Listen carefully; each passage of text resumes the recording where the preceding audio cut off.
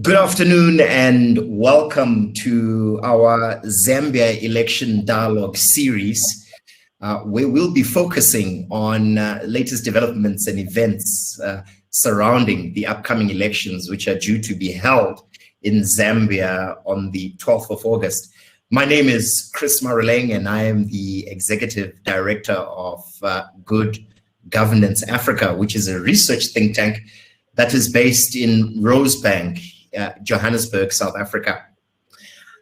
In this particular discussion, I will be joined by one of the upcoming presidential candidates in this election, and that is none other than Bishop Trevor Mwamba. I'll introduce him to the conversation, but maybe a little bit about Good Governance Africa itself.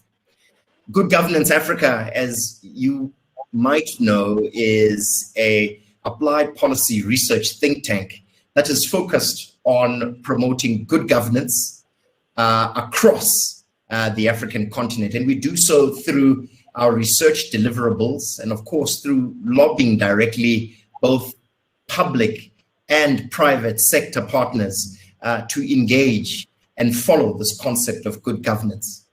The concept of good governance in and of itself is particularly important for the topic that we will be entering into and the discussion that we'll be having with Bishop Mwamba, because good governance in and of itself, simplistically described by us here at Good Governance Africa, talks about who gets what, when, and how. It's about the authoritative allocation of resources. Elections are one of the processes under which this authoritative process is carried out. And certainly, we will be in discussion with Bishop Mwamba about how he intends to introduce, hopefully, good governance, should he be elected in the upcoming elections in Zambia. So, without further ado, let me introduce to you my interlocutor for today, and that is Bishop Trevor Mwamba. Bishop Mwamba, thank you so much for joining us on this dialogue series today. Thank you very much, Chris. It's a great pleasure to be with you this afternoon. Thank you. So let me just declare right up front, Bishop, that I have known you for quite some time. In actual fact, I've known you since I was a little boy, aged around 10 years old in Botswana, where my father was also an Anglican priest like yourself.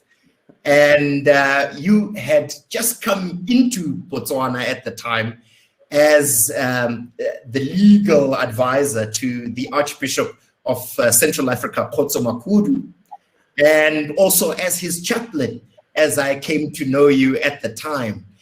So it's quite interesting now to see you entering into the political realm, so to speak, in your country of Zambia.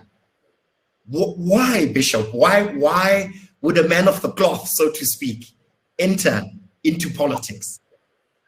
First, Chris, let me just say, you make me feel so ancient. Oh my God. but now we look like twins. So I'm not aged anyway. Yes, I remember. And it was great, of course, meeting you then and your dear father, a great man. Yes, well, how do I explain it? Let me start by quoting a title of a book written by a great American theologian and preacher. His name is Frederick Buechner. Now, his book, it's a memoir, actually. It's about his life. And he entitled it, The Sacred Journey. And I was always moved by that title because in a way it explains my journey and how I ended up in Botswana, as you rightly introduced me, coming in to work with the Archbishop. And I ended up in Botswana because of that sacred journey, taking me to an amazing place. And how does it start? Now, it's very important because that defines me and defines where I am at this point in time going into politics. You see, before I was born, my mother tells me, and she told me this after I'd been ordained, is that she thought she would never have children. She had a miscarriage and miscarriages. And so she prayed to God and made a sort of bargain that if I was born a boy, I'll be dedicated to God's service. And sure enough, there I was born. And she had 7 children after that. So there were 8 of us siblings. But growing up, my mother never, ever at all intimated or pushed me to go into the church. And my father was a diplomat who came back to Zambia, and I went to university. I studied law, and my intention then was, of course, to pursue a life in diplomacy, a life in law, and eventually politics. But when I finished my law studies, I felt drawn to the church, and I couldn't resist that. You know, it was an impulse, a feeling. And so I ended up going to Oxford to read theology.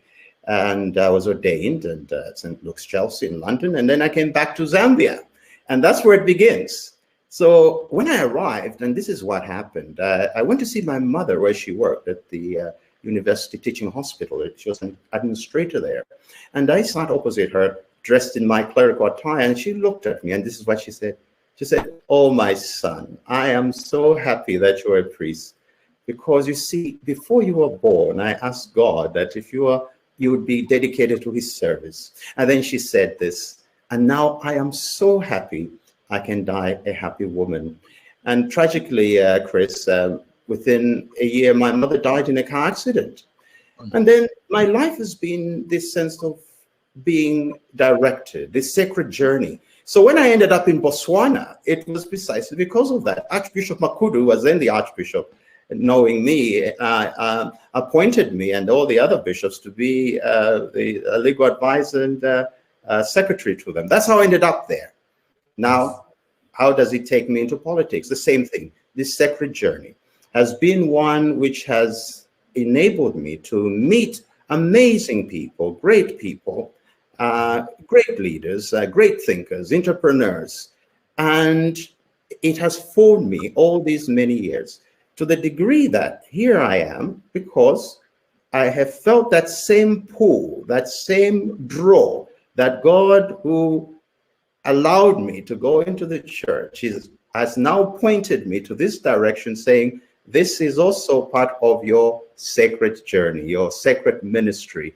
Go into politics and use all the skills I have given you. So for me, there is no contradiction, that it's an amazing direction or heading to God's purpose in our lives, and especially in my life.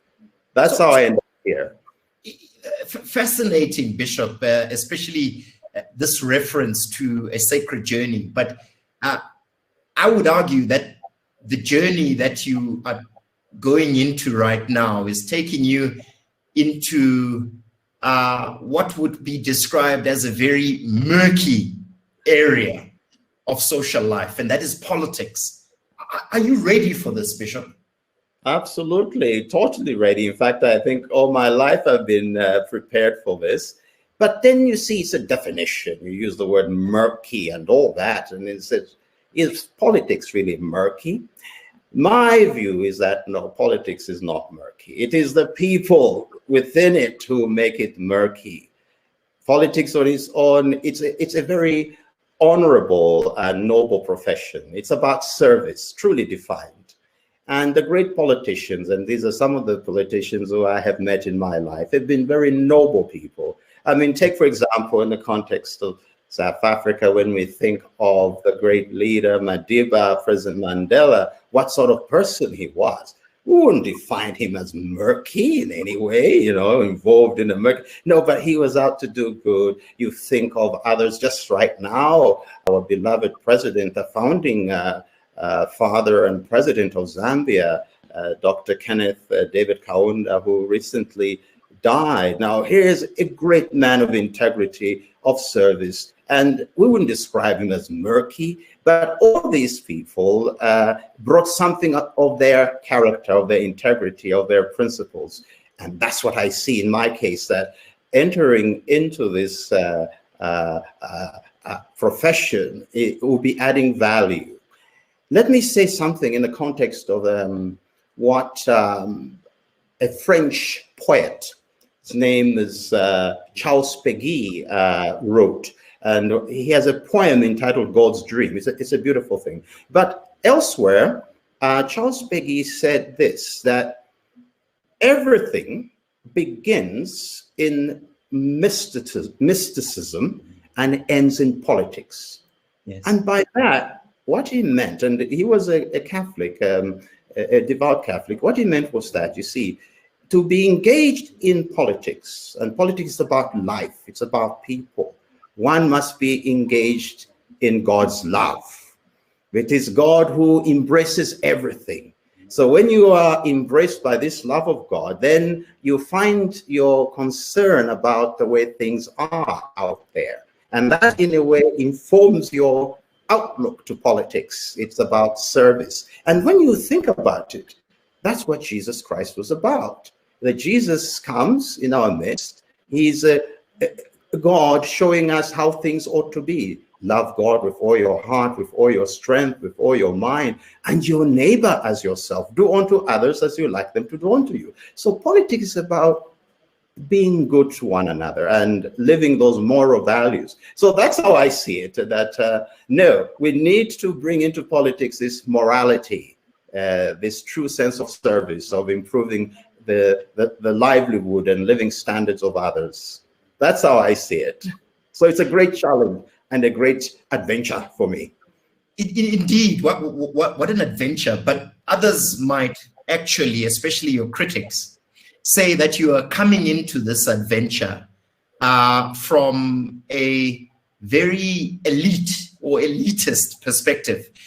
You are perceived by many of your critics as being slightly misplaced, maybe out of touch from Zambian politics, having spent a large part of your career outside of Zambia.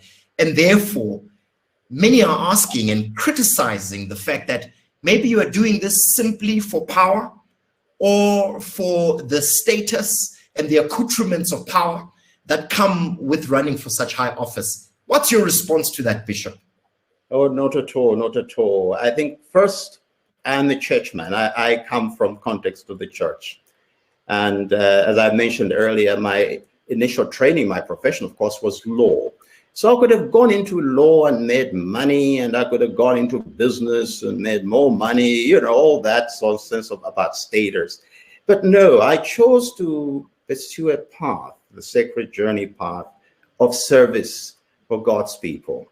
And the church is where the people are. The church is where people hurt. The church is where people feel. So the church is very much a part of the society at its best, at its worst, and at its, you know, potential, if you like. So what I'm saying in this context, therefore, no, the elitist approach, no, does not really apply in my case. I've worked in villages. I've taken services under trees. I have roughed it, and that's it. But here's the most important thing about my time out of my country and working in other places, other countries.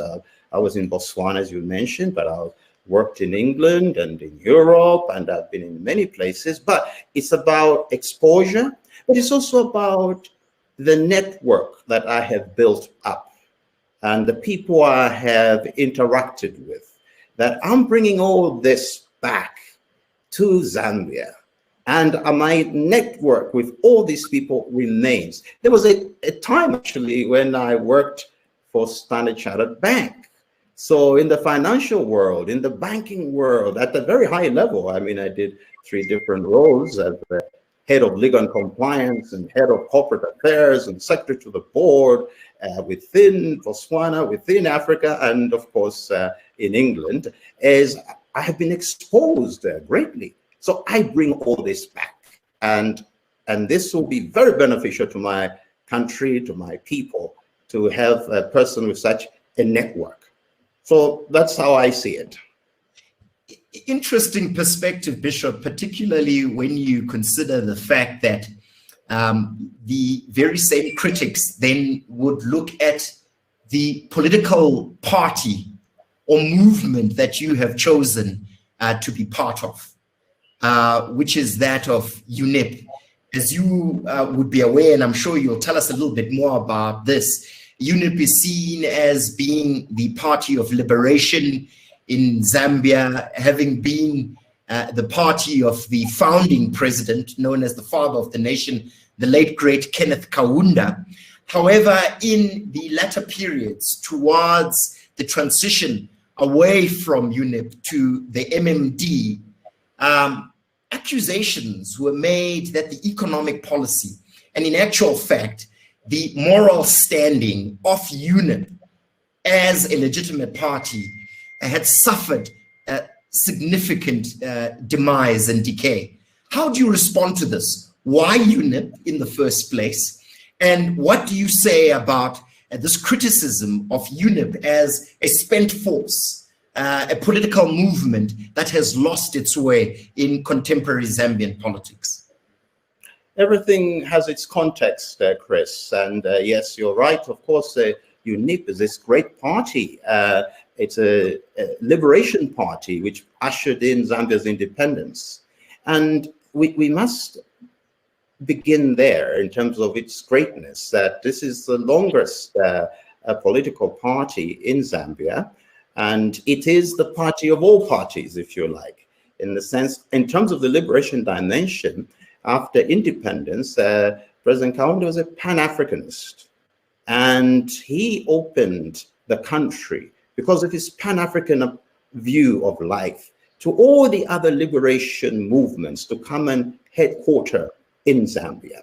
And so he supported them passionately and with a sense of care and love, to the degree that, of course, you had ANC, you had SWAPO, you had ZAPU, you had Frelimo, that Zambia paid a very heavy penalty for that, and in terms of human costs and as well as economically, the sanctions which were imposed, the attacks that were made, the infrastructure. So you're looking at a party that has not just been the party for Zambia's independence, but the party that helped liberate the rest of Africa. So its importance is vital to uphold. So moving forward, as you rightly said, later on, there was a falling away. Mistakes were made. There were mistakes here and there in terms of economic outlines, outlooks, and so on. But again, those mistakes would have been made in the context of trying to build a nation. But it's the leadership of UNIP that intrigues me and has drawn me into it. And this leadership was the type of leaders who were dedicated to the development of the country and its peoples. And it's a leadership that was about selfless service. It was a leadership that was based on integrity. It was a leadership that's based on moral values. And in fact, UNIP had its ideology and philosophy of what we call humanism, which simply puts humanity or people at the center of all things. And therefore, whatever economic policies are made, whatever political policies are made, whatever social policies were made, were all made to benefit humanity at the center. That I hold to greatly, and that is one of the reasons I decided to join this party and was elected its president. And we want to build on that foundation of about focusing on the welfare of people, and the Zambian people, the African people, and the world people. And from that context, it becomes a very place for me. I'm going to have to push you here a little bit around what you describe as some mistakes were done, particularly towards the end of the governing period of UNIP under the late President Kenneth Kaunda, because here it really talks to the question of ideology. Are you trying to put forward to us a view that the ideology was the mistake in UNIP? And if that is what you're trying to say, then what is the ideology of UNIP now, and how do you locate yourself within this ideological debate in your party, UNIP? No. The ideology of UNIP has always been constant. Actually, it had nothing to do with that at all. It's been very constant. It was about serving the people and trying to develop a country. But if any mistakes were made, it was in the context of the times itself, which brought in a certain approach to development, a socialist approach to development. So certain decisions were made within the influences, external influences, which were influencing the rest of nations and decision-making processes at the time. We must understand that this is a time of the Cold War. And so there was a divide between West, East, capitalist or communist, and that sort of thing. And so we were caught up in that. And then certain decisions, of course, which were made did not augur well for our country's development. It was within that context. And Bishop, do you subscribe very directly to the concept of socialism? Does UNIP still subscribe to a socialist approach towards development, as you put it?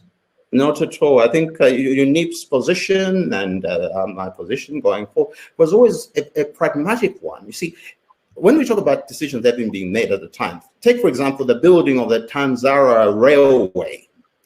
UNIP and the government actually maintained what we call an unaligned approach to the political context. They didn't want to be caught up in this battle of the titans. And so what would normally happen is that we would approach the West for assistance, for, guidance and so on. And if the West did not agree to whatever request was being made, then they'll go to the East. And hence, building the Tanzara Railway, many people don't realize that we went first to the Americans, the British, and the Canadians, and they said no. Then the Chinese said yes. So it's this pragmatic approach. So it has always been that pragmatic approach that is important, I think, in developing development. And it's something that one would want to build on, a pragmatic approach that benefits the people of Zambia, but not one that is dominates or destroys us, our identity. So, Bishop, at this stage, I also want to invite the various audiences that are watching us on various platforms to really submit your questions via the chat application if you're logged into the platform that we are holding this webinar. And talking of questions, we have a very interesting question here from one of the viewers of this webinar, and that's to you, Bishop. It's from Mulifi Libone. He says there have been reports on bribes for political elites and celebrities in order to sway the outcome. How sure are we that this election will be free and fair?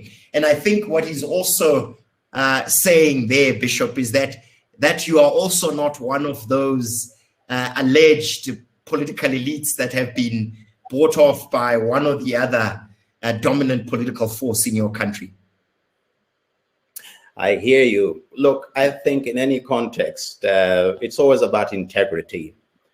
And I leave it to the wisdom of the Zambian people, as far as they can exercise that free vote, that they will know, they know better, and they can read these people.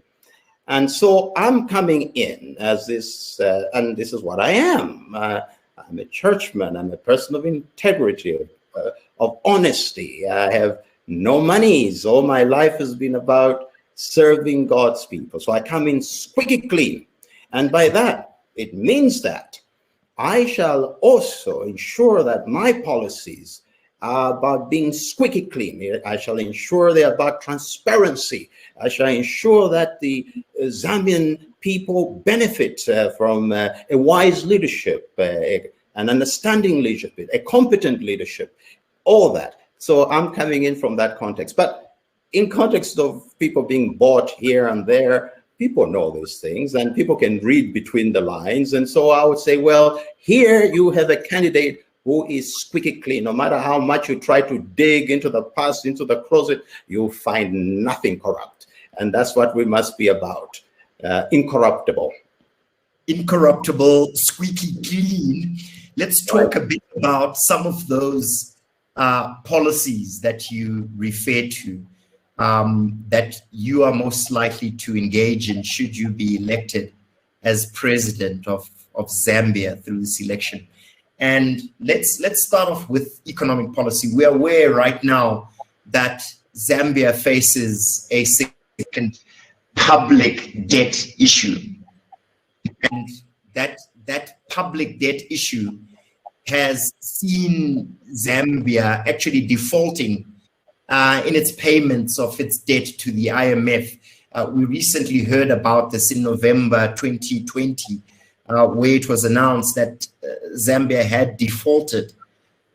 What are you going to do with regards to economic policy in a situation like the one that Zambia is faced with, of significant public debt, a requirement to enhance expenditure towards COVID relief and the like? And I can go on and on. What will be the centerpiece of your public policy? And more importantly, what are you going to do about this outstanding issue of this odious public debt? Thank you very much, Chris, for that question. Indeed. I'm reminded of, you remember when Clinton was running for president, and his lead strategist, James Carville, came up with this phrase, the economy is stupid. The economy is stupid. And that's it. For me, this is the elephant in the room. We have to tackle this. And as you have rightly alluded, and in a question about the public debt, it's a matter which we must handle, and we must address, and we must resolve. One of the first things, of course, one want to do is it's about negotiating with the IMF and the World Bank and other international institutions, our creditors, is to renegotiate and reschedule our whatever amounts we will be owing. At the moment, I'm not aware or fully aware of how much is owed. I don't know if anybody knows, but we will find out. And we don't know how deep we are in the hole. So once we know what the status is, then we will seek a way of addressing this matter, of resolving it.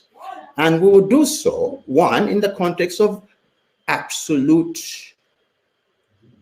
honesty in approaching this matter. Honesty in regard to the Zambian people, honesty in regard to our partners, honesty in regard to the business community, honesty indeed in regard to how we work out the solutions. And that brings us to the issue of transparency. Transparency. The people of Zambia, everybody will need to know what has happened and what is happening and how we can deal with this matter.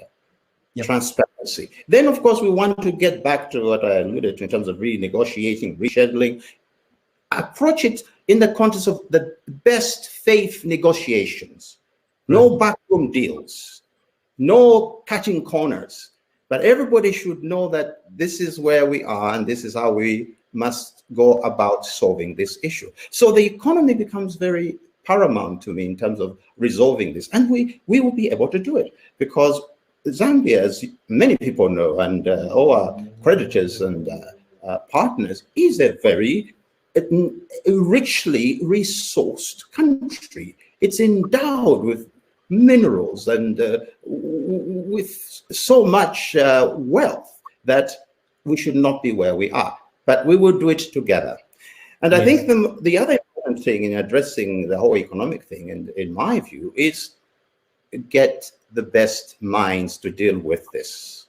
Yeah. Get the best minds to deal with this. And so I will be looking at who we have as Zambians within Zambia, outside Zambia, who are Zambians who can come and help us address these matters. So transparency will be very important. That's about making sure that the round peg is not put in a square peg, and let those people who know what to do deal with this matter.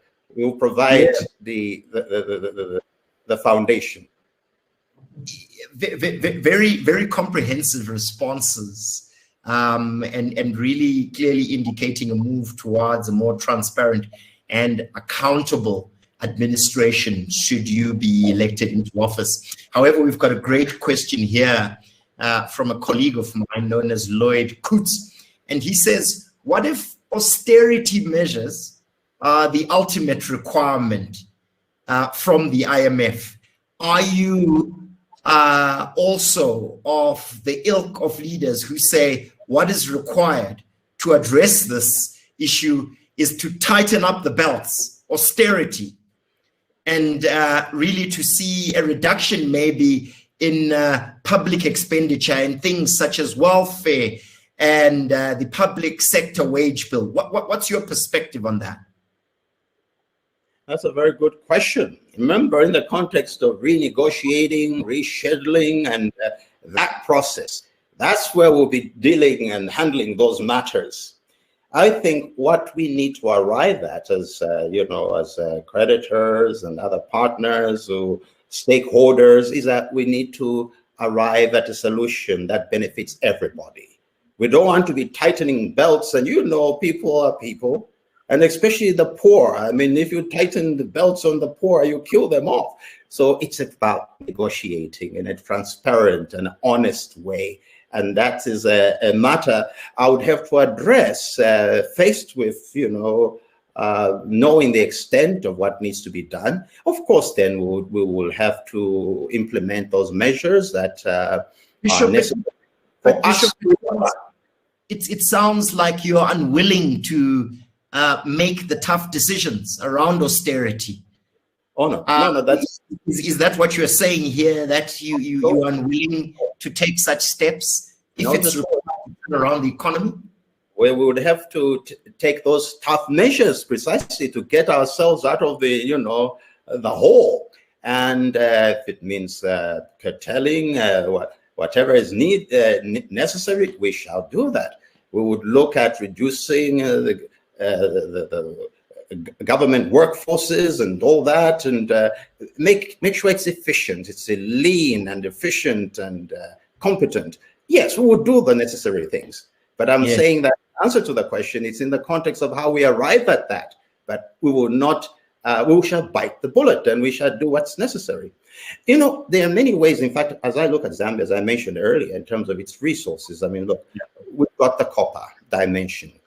Adding value to that to increase revenues. Look at the agriculture potential which we have. Look at the context of tourism and all that. Things will work out, and but we will do the necessary. We'll make the hard decisions where need be. We will not fall back and curl up and be afraid to make decisions. We're very decisive. Indeed. So talking of making tough decisions, we've got a great question here from Fegade Terife, who says, is it a good idea that the UNIP party believes in infusing morals into politics? Or rather, he says it is a good idea.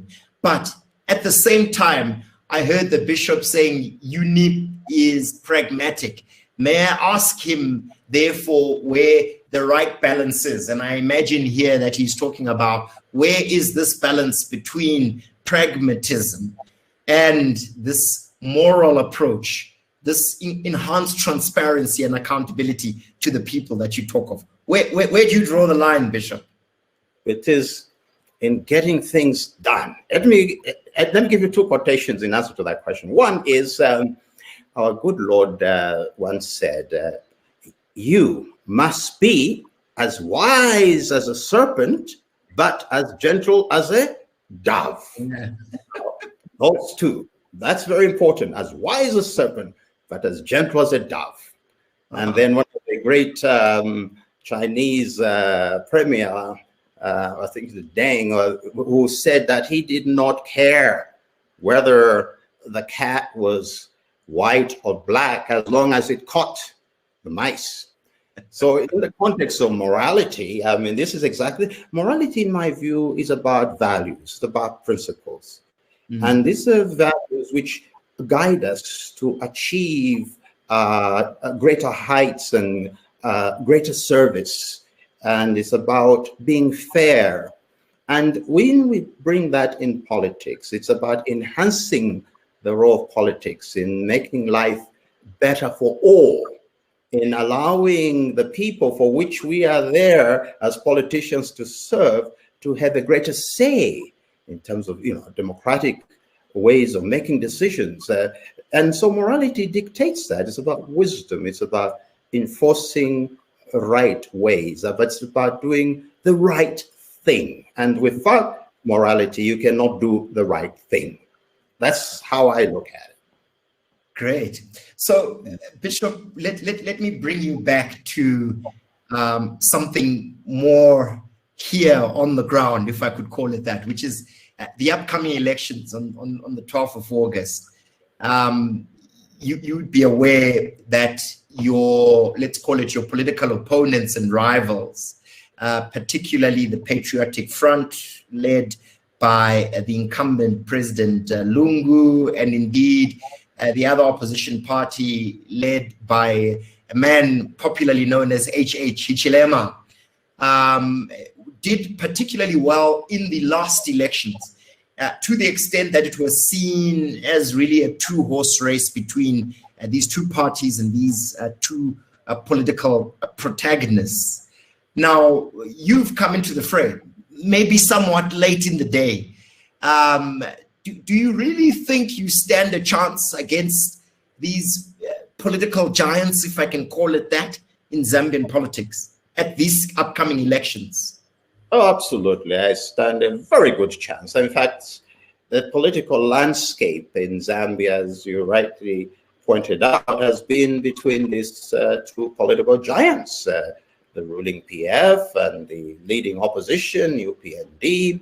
And that's how it has been. And the Zambian people have, as it were, resigned themselves to choosing between these two. But suddenly, UNIP appears. But UNIP is not new. UNIP is the oldest political party. But it appears presenting to the Zambian people an alternative. Yep. And this alternative, in fact, has been amazing, Chris, following the death of our president, Kenneth Kaunda, having declared 21 days of national mourning for him, that on radio, on television, on the newspapers, and so on, people were learning about this great man. And UNIP, the party which he led, which has up to now really been forgotten. But it was like a nostalgia, realizing, my goodness, although yes, we passed through certain hardships, but there were many positives which were done. And those positives are the one now which we are building on, and in fact make it even greater. For example, free education, of which President Lungu and HH and other politicians are all beneficiary of. Yes. We will bring back, and health and the infrastructure developments that took place.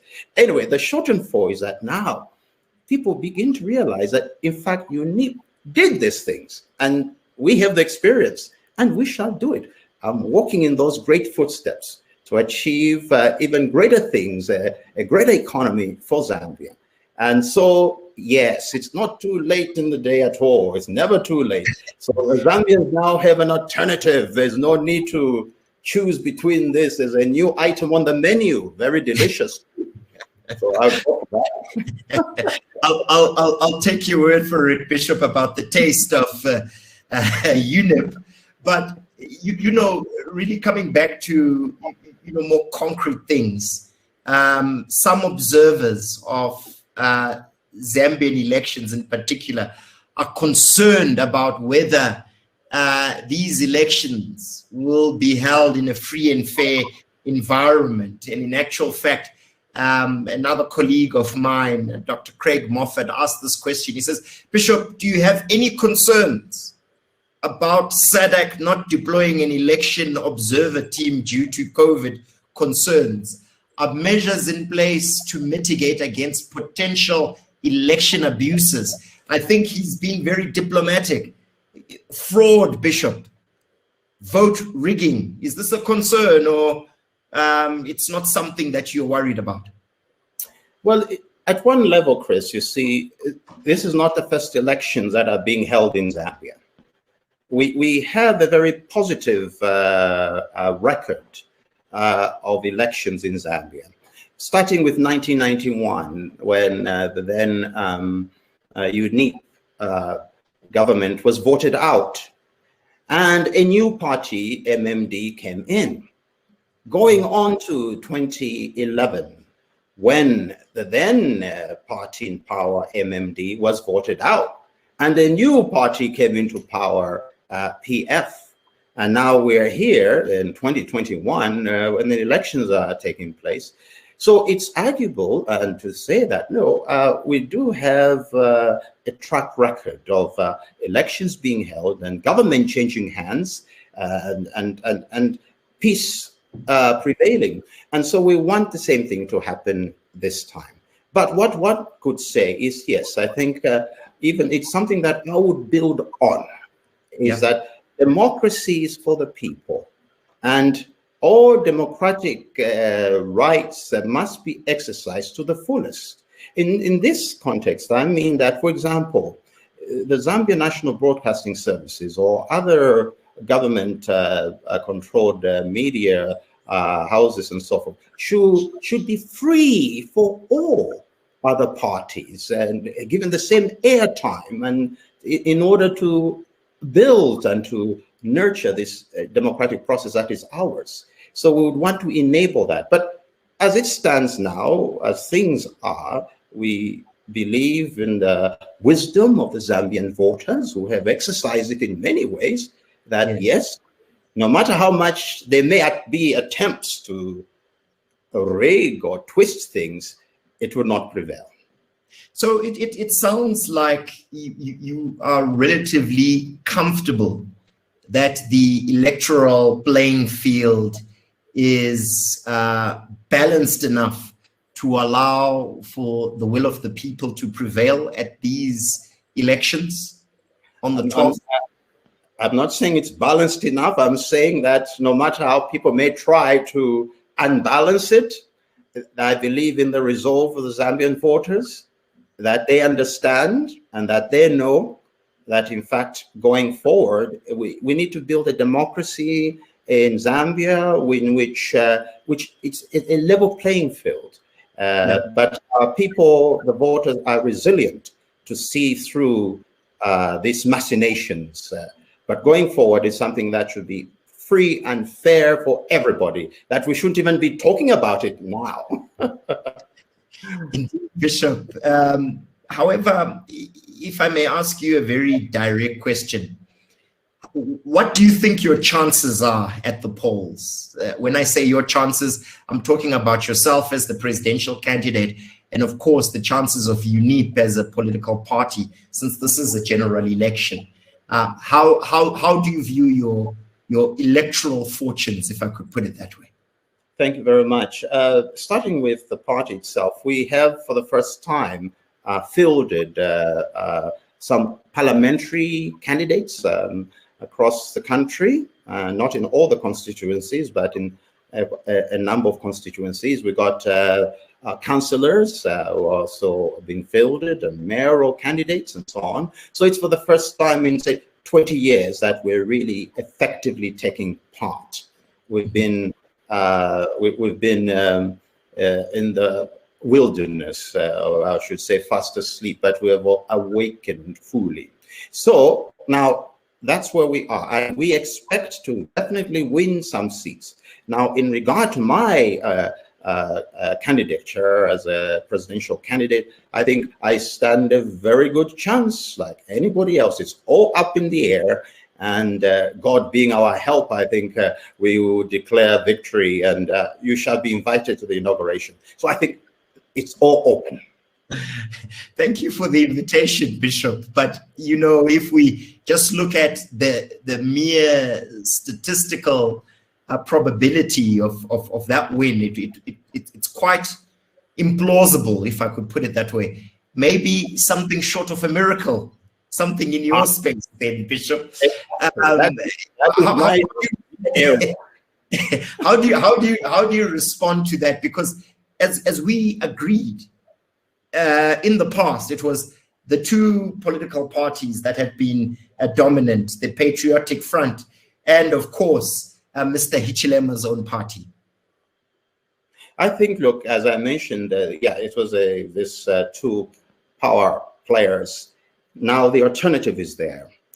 And it's about looking at what the people want, the future of Zambia. Here they have a candidate who hails from the church. I'm a bishop, I'm a shepherd.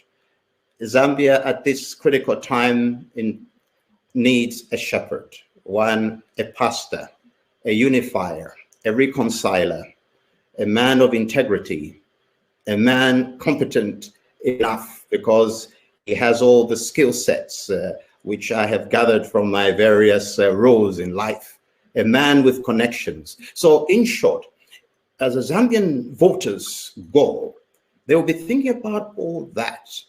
And the one who will stand out will be this fellow. And of course, I'm not coming from a naive and immature place, but a man of immense experience. I have links in most of the governments in the world and contacts at the highest level in business, and that is what they'll be looking at. But I think profoundly, Zambians at this time are looking for a healer who can bring the nation back together, a reconciler, to bring us back to what President Kaunda always tried to impress upon us, that one Zambia, one nation. A leader who will inspire them to live up to the very best within themselves in terms of their abilities and potential. So yes, that is where the miracle comes in, and I think miracles happen, and it shall happen this time around as well. Fantastic. We've got another question for you, Bishop, coming from the floor, from one of our viewers today, and that's Anna Mulai Chalmers, and she says, Bishop, thank you very much for your service in the past and future. In the context of Africa, LGBTI are often victims and scapegoats to winning elections. It is well documented how politicians in Zambia have instigated violence against LGBTI people. May I ask if you and your party have plans to change the situation for LGBTI community in Zambia, Bishop? Thank you very much. That question touches on discrimination, demeaning a sector of society or people and so on. We've been talking recently in the context of Zambia, in context of tribalism. It's all about discrimination. Who is better and who is holier and all that. In a world as we live, we are all God's children. It's very important to understand. There's none who's better than any. We are all invaluable, priceless beings made in the very image of God. And any laws that discriminate and trample upon individuals for whatever reason or basis and so on, whether it be race, whether it be religion, whether it be sexual orientation and all that, such laws should, of course, be addressed and appropriately amended to enable people to realize the great being of which they are.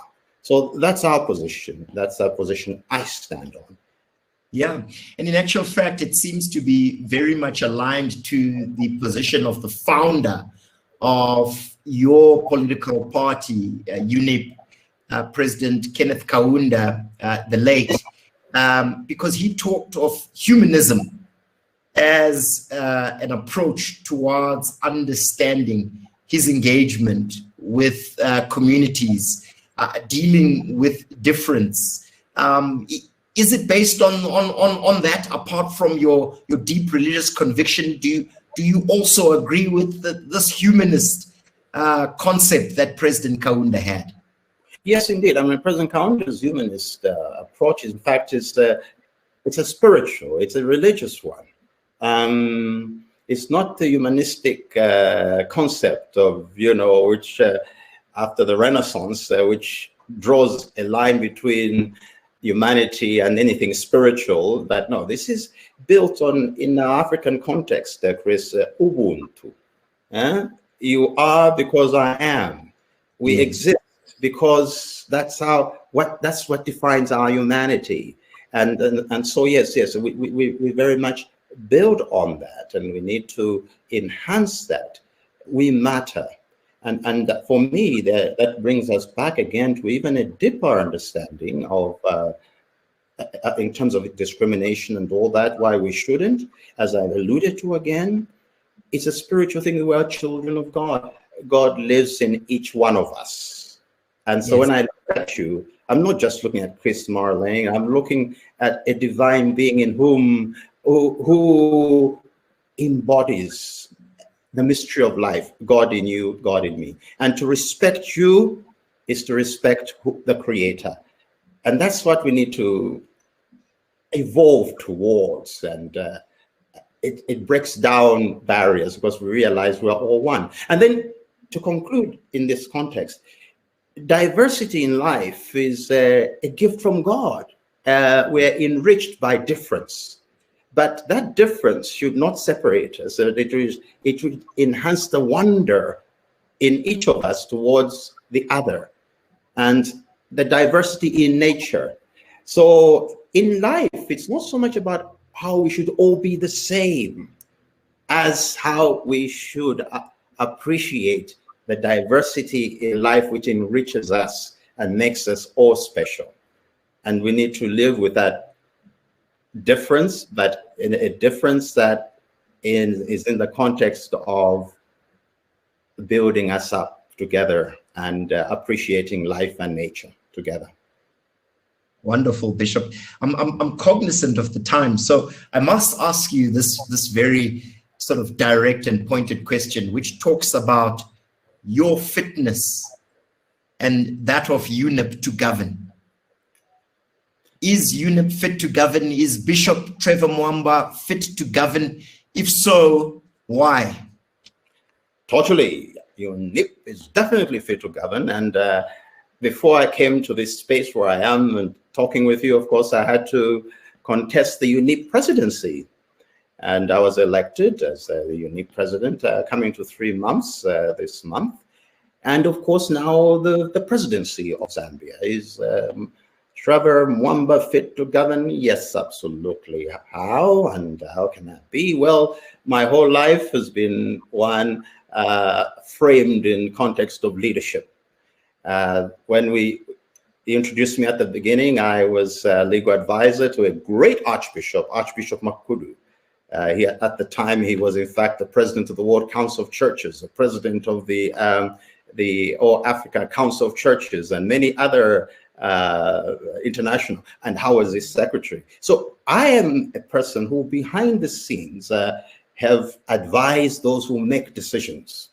When I was in banking as a head of legal and compliance, as head of corporate affairs, as secretary to the board, I was number 2 to the, anyway, my experience is very deep and it is one of leadership. So now I'm coming to the fore. My life also has been influenced by great men. Among them, of course, President Kaunda. When I was in Botswana at the time, a very beautiful, one of the greatest leaders, Kutumiri Masiri, who I compare to Lee Kuan Yew, Singapore, and how he led Botswana and how he developed Botswana. So I've been learning firsthand from this great man, President Mandela. One doesn't want to kind of like draw out am I fit to govern? Well, of course. How? Because first I've sat at the feet of these great leaders. Now, the next point is that the time has come where a certain type of leadership is required, not just for Zambia, for Africa as well. And I think I am now ready for that role in my separate journey to be a true servant to God's people, to provide that leadership that people would like to have in a leader. Wonderful, Bishop. Kaunda is somewhat more cynical in his approach, and he asked this question from the floor. He says, "Good afternoon, Bishop. Most recently, the Malawi head of state, who also gave some confidence by being a man of the cloth, was embroiled in a nepotism scandal involving his daughter. How will you steer clear of such challenges that repeatedly plague this continent?" And I think this is the crux of the matter here, Bishop, why we're asking you. Yes, we understand and we get the fact that you're a man of the cloth. Yes, we understand that you come from a moral and value system that talks of transparency and accountability. But the people out there have been promised so many things by so many African leaders who claim similar moral convictions. What's different about you, Bishop? Integrity, integrity, integrity, integrity. And that's what I am, you know, and I also don't compare myself to others. Those are them, but this is me. So when I come into this role, I'm coming in from years of being a student of leadership, reading about leaders, meeting these leaders. I mean, I mentioned among my great mentors,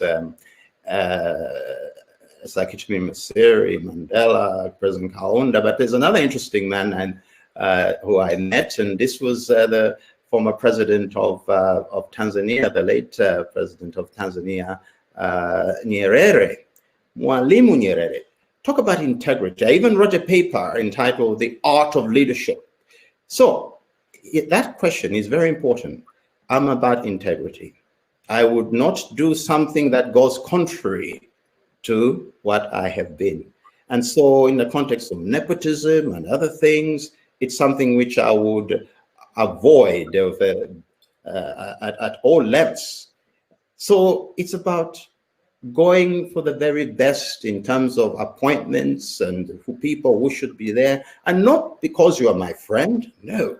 But if you are capable of doing that, then you are the best. And it has gone through what I call an arm's length approach, and I'm not involved, and you are picked and you may be related to me, then it's not something that I would have had anything to do with it. So in short, it's about getting the best people for the best jobs, but I will have nothing to do with saying, Chris is my friend, give him this job. Chris is my cousin, give him, no, we must run away from that.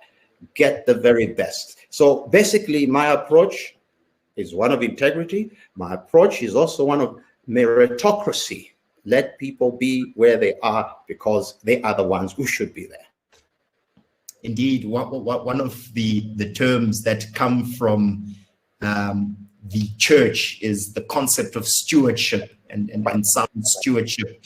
One of the things that we are enjoying to be sound stewards of is our natural resources, our environment. And I bring this to you from the floor, Bishop, from one of the audience today, Diane Willis. And she asked, "Good afternoon, Bishop. Please explain your policy with regards to the environment, in particular deforestation and the lack of environmental impact assessments in proposed projects in the lower Zambezi, where Lake Agro Industries have cleared over 550 hectares of pristine forests, less than 3 kilometers from a proposed World Heritage Site, the Kasanka National Park." And that's from Diane Willis. asking about your stewardship of the environment, Bishop? Diana, that's a fantastic question. And first and foremost, that would not happen if I was in power. It would not happen. The environment, as I talked about, diversity, and it's part of nature. God has created that. And we are stewards. We must preserve this pristine gift that God has given us. We must make sure that the animal kingdom and other resources are protected. And of course, one of the first things I would do, in fact, and I shall do, is to have a minister in charge of the environment, somebody, a climate czar, if you like, who monitor that things are done as they ought to be, and will not give any licenses, will not allow any projects that will cut down a tree and affect birds and so on. People may think, wait a minute, it's just a bird, it's just a tree. No, no, no, all that has value in the wider context. So the environment becomes a very important aspect of our whole existence, because once we destroy that, we are next in line. And so I love your question, and you'll be guaranteed there will be policies which will be put in, legislation which will be put in to protect the environment. And where licenses have been issued to people which are damaging that, we shall revoke them. I shall revoke them. Wonderful, Bishop. I think as we wind up our conversation here today, one of the pressing issues, not just in Zambia, but in many African countries, has been the role of foreign direct investment. And increasingly, we are seeing a particular role in this regard being played by China. And this also has a particular relevance in Zambia when we consider the increasing role of Zambian investment in your country. What's your view about foreign direct investment, but specifically that of China in Zambia and its influence? Yes, well, I'm in favor of foreign direct investment. I mean, we're living in a global world, and there's much that the world can offer Zambia, and there's much that Zambia can offer the world. But it's all a question of how that is done as well, how the contracts are drawn up and agreements in terms of the roles that are played by companies in multinationals or countries wanting to invest. This is an area that has to be looked at critically in terms of the benefit to the country, and the environment, which we talked about, and all that aspect. What value is it adding? I encourage foreign direct investment, and we will make sure that we would have policies that can attract investors into Zambia. But those investors must come into the country in the context of adding value to the resources, adding value to the lifestyles of our people, so that the people are at the center of all this. And so I don't care where people come from, as long as they adhere to certain fundamental principles that are there to benefit the Zambian people. And this is how I would look at that. And would you encourage the sort of levels of Chinese participation in the economy and indeed investment in Zambia that we've seen? Would you enhance that? Have you had any particular concerns about their presence in your country? I hear what I've been told, for some experiences of people speaking of how certain arrangements have come about, and some of them have not been very, very cautious. So we come back to the rule of law and how it is, and transparency, how things are done. And as long as any country, any company is interested in coming to Zambia, we'll say, you are welcome. However, these are the terms on which we want to engage. And of course, these are terms which, as we just spoken earlier, if people come in and they're going to destroy the environment, but you're going to get X amount of millions of dollars or whatever because you want that money, we cannot allow that. So in the end, all I'm saying is that it's about having a relationship with a country, with multinationals, with potential investors, that is on a win-win base. And we want to encourage that. But the Zambian people must benefit, the environment must benefit, it must be for the benefit of the country. And of course, the investors, the returns must be okay, but not too okay. If you see what I mean. Good answer, Bishop. We are really at the end of our conversation, and before I thank you, I just wanted to ask you if you have any final words, especially to those who will be going to the polls on the 12th of August. What is it that you're saying to them? And more importantly, is there the possibility of hope for the people of Zambia? Is this a crucial turning point? And are you the catalyst for this change that you are advocating for? Absolutely, Chris. I think the one message is simply, yes, vote for Trevor Mwamba as president of Zambia. Vote for UNIP. Vote for transparency. Vote for the rule of law. Vote for prosperity. Vote for peace and one Zambia, one nation. Vote for a greater Zambia. I represent that, and we'll make sure that we honor the pledge, and we honor the confidence of the Zambian people who will be voting for me. One of the things I'd like to say is that once we're in power, Chris, is that I will ensure that our institutions work. They will have to work. The anti-corruption bodies like that, the judiciary will have to work, the legislation will have to work. All institutions will have to work with integrity, that they must perform their job. And in that context, I will ensure that we bring in experts, as I mentioned, skilled people who know what to do. And that will be from within the country and from outside the country, as long as they are able to uplift Zambia. So I will ensure that institutions work, transparency is there, and the investors are welcome, and we develop a prosperous and better Zambia going forward.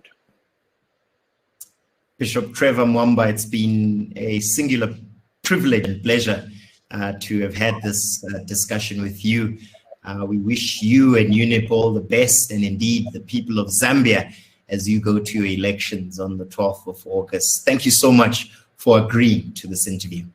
Chris, thank you very much for this honor, and God bless you and your family and all the good work that you are doing. Thank you very much. Thank you, Bishop. All the best.